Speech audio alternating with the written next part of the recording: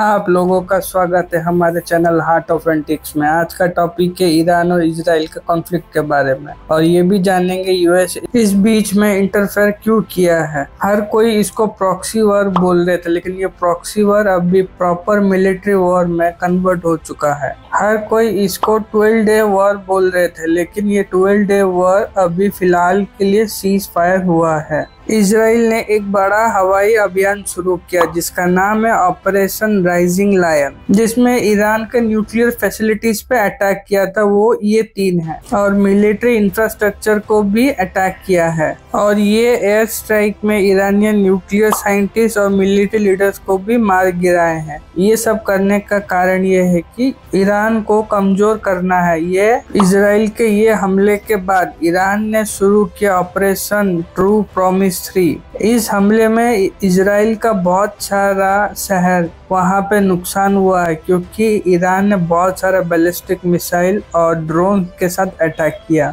उसके बाद इजराइल को बहुत नुकसान उठाना पड़ा, और उसके साथ केस्ट्रिया यूएस मिलिट्री बेस पर भी मिसाइल दाग दिया। फिर शुरू होता है यूएसए का डायरेक्ट एंट्री ईरान में, जो कि B-2 बॉम्बर के साथ। और ये B-2 बॉम्बर ऐसे खाली आए नहीं थे, इन लोग आके ईरान का 3 न्यूक्लियर फैसिलिटीज पे अटैक करके चले गए। इस हमले के बाद इजराइल को थोड़ा अपने आप को सेफ महसूस कर रहे, क्योंकि उसके साथ यूएसए खड़ा हुआ है। और अभी ये जो सीज फायर हुआ है, यूएसए और कतर मिलके ये सीज फायर किए हैं। जब ये सीज फायर घोषित हुआ, लेकिन तब शुरू ईरान और इजराइल ने ये दोनों को अनसुना कर दिए। ये युद्ध में दोनों पक्षों का बहुत सारा जान मान का नुकसान हुआ है, लेकिन इजराइल के हमलों से ज्यादा ही मौतें हुए हैं। अभी जो ये सीज फायर हुआ है, तभी भी ये दोनों एक के बारे में तीखा बात ही बोल रहे हैं। अभी देखते हैं आगे इन लोगों का क्या कहना है। ये जो ईरान ने बैलिस्टिक मिसाइल से अटैक किया इजराइल को, फिर जो सीज फायर का जो प्रस्ताव रखा गया, उसके बाद ईरान को ये लगता है कि उनका इस युद्ध में जीत हुआ है। ईरान का ये भी कहना है कि जो इजराइल का एग्रेशन था उसको ये रोक दिए। ईरान इजराइल को एक देश नहीं मानता है, वो ये मानता है कि ये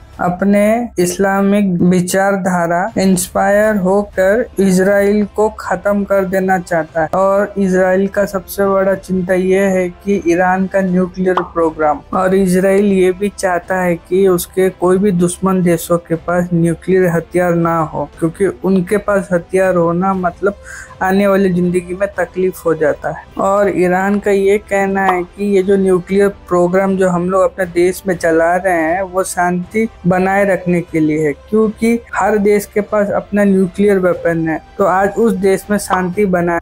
ईरान अपना मिलिट्री और प्रॉक्सी ग्रुप बना के रखा है। प्रॉक्सी मतलब जैसे पाकिस्तान अपना टेररिस्ट इंडिया में कुछ कुछ भेज के हम लोग पे हमला करके तकलीफ देता है, वैसे ही ईरान भी अपना प्रॉक्सी ग्रुप बना के रखा है। लेबनान में हिजबुल्लाह, गाजा में हमास, पैलेस्टाइन में इस्लामिक जिहाद, इराक में शिया मिलिट्रीज और यमन में हुती विद्रोही को रखा है। और इजराइल ये सब को एक खतरे के रूप में देखता है, क्योंकि ये सब जो है हर टाइम इजराइल पे अटैक कहीं ना कहीं करते रहते हैं। इसलिए इजराइल ईरान पे गुस्सा है, क्योंकि वो डायरेक्टली वॉर ना करके प्रॉक्सी वॉर करने में विश्वास रखता है। कई सालों से ईरान प्रॉक्सी वॉर करता रहा इजराइल के साथ, लेकिन ये 2024-25 में आते आते ये वॉर डायरेक्ट वॉर हो गया। ईरान के पास उनका supreme leader अयतुल्ला Ali Khamenei, president Masoud Pezeshkian, Iranian military और बहुत सारे प्रॉक्सी ग्रुप है, जिसमें हिजबुल्लाह, हमास, हुती रेबल्स,